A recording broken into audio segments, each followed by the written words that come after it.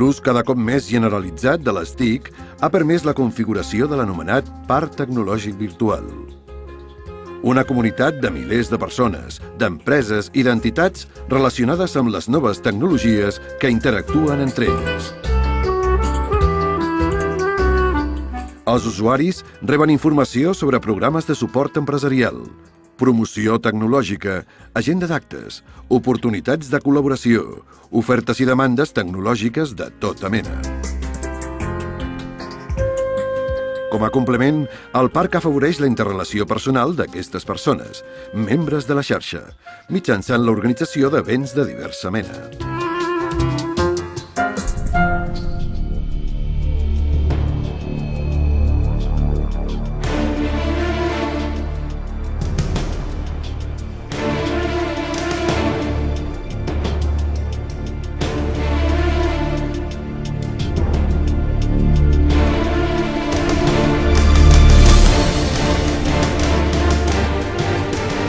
El Parc Tecnològic del Vallès forma part d'un dels corredors més importants de les noves tecnologies del país, en l'àrea que va de Granollers a Martorell, coneguda com la B30.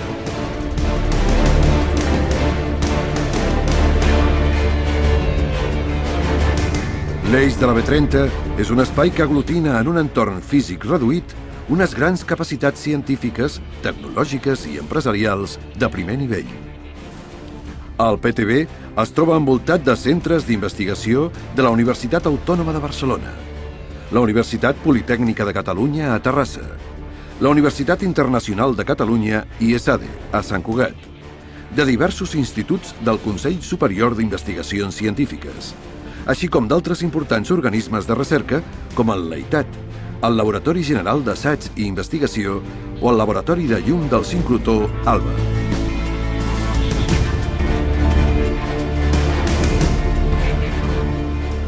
El Parc Tecnològic del Vallès, que va ser un dels primers instruments de l'administració catalana per tal d'encarar els reptes de la nova economia i reorientar les polítiques industrials i tecnològiques del país, ha estat un factor clau en l'impuls de la nova cultura empresarial.